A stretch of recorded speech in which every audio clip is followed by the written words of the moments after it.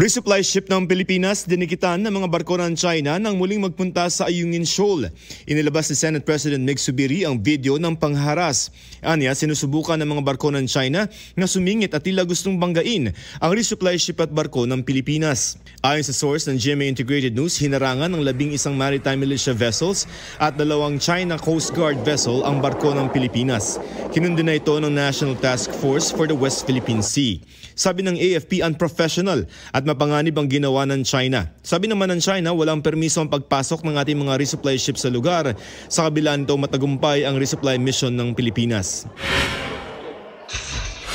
Kampo ni dating Congressman Arnolfo Teves, pinag-aaralan kung iaapela ang warrant of arrest laban sa kanya kaugnay ng pagkamatay ni Negros Oriental Governor Roel Digamo. Ayon sa abogado ni Teves, wala pa silang natatanggap na order at resolusyon mula sa Korte at DOJ. Iaapela rin nila ang terror tag sa dating mambabatas. Wala rin daw balak si Teves na umuwi ng Pilipinas. Joseph Morong, nagbabalita para sa GMA Integrated News.